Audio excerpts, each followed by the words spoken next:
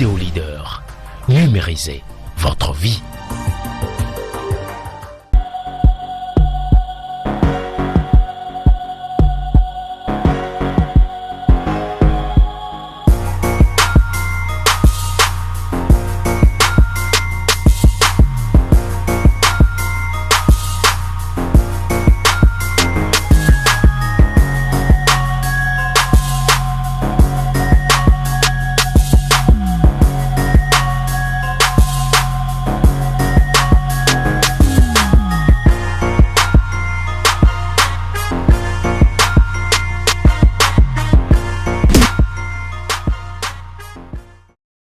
Bonjour, chers semblables. La gratuité est un obstacle à l'épanouissement. Je tiens quand même à vous remercier. Merci pour tout ce que vous faites pour l'humanité. Merci pour votre présence. Merci pour le partage des informations et l'élément à votre niveau. Merci, merci et merci. Parce que nous sommes là, parce que vous êtes là. Chers semblables, la gratuité est un obstacle à l'épanouissement. La gratuité, c'est quoi? C'est le fait de bénéficier de quelque chose sans contrepartie. C'est le fait de consommer sans produit. C'est le fait d'avoir des présents alors que vous n'avez rien fait pour mériter ça. Et je vais donner quelques exemples de gratuité, vous allez voir. Aller à l'école sans payer les frais de scolarité, c'est une gratuité.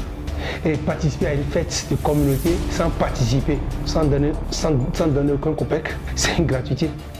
Sur une formation sans rien donner, c'est une gratuité. La gratuité n'est pas une bonne chose. Parce que la gratuité ne permet pas à celui qui en bénéficie de tirer profit autre que ce qu'il est en train de prendre au moment où il en prend. Il y a deux formes de gratuité. Il y a la gratuité volontaire, telle qu'un donateur décide de construire une école dans une localité donnée sans que les autres ne lui demandent de lui existe ça. Quand je décide d'inviter des amis et leur donner un pot, c'est une gratuité volontaire. Je décide, personne ne m'a influencé pour le faire. Donner un don à quelqu'un qui est dans le besoin du ciel, je vais chez lui spontanément pour lui donner, c'est une gratuité volontaire. Mais il y a la gratuité aussi forcée. Lorsque j'utilise une faiblesse de la personne, je fais du chantage, j'utilise de la ruse ou d'autres subterfuges pour obliger la personne à être généreux envers moi, c'est une gratuité forcée. Lorsque j'utilise des moyens indécents pour obliger quelqu'un à débourser, à me faire profiter de quelque chose que je ne mérite pas, c'est une gratuité forcée. Et toutes ces gratuités ont des conséquences. Lorsque je prends le donateur, celui qui a donné, lui il a produit quelque chose et la nature lui sera reconnaissante. Il reçoit les grâces de la générosité et parce qu'il est utile à l'humanité et ses affaires progressent. Donc la gratuité élève le donateur qui a donné est élevé. Mais quand je viens au niveau du bénéficiaire de la gratuité, il n'a pas d'autre profit que la jouissance ponctuelle qu'il a. Par le fait de profiter souvent des autres, il est méprisé et devient objet de manipulation. Lorsque chaque fois tu veux me demander l'argent, on dit ok, si tu veux de l'argent, alors fais telle chose d'abord, sinon il ne te donne pas. Donc il est manipulé, il est devenu objet de manipulation.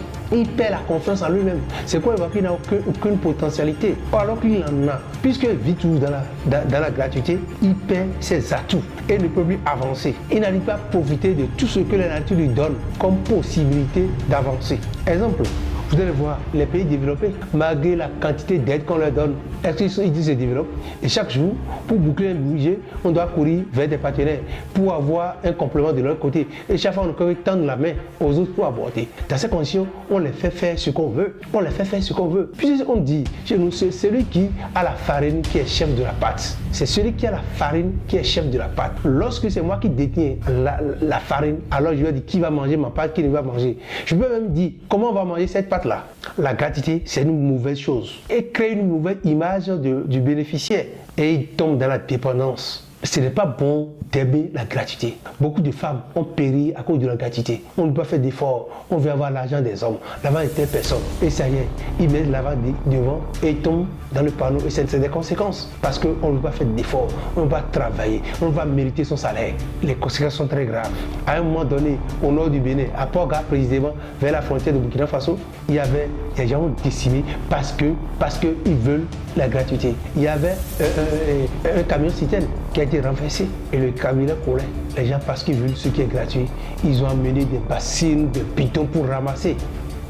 Et en ramassant, ça y est, le feu a pris, le feu est passé par là et ça a décimé toute une population.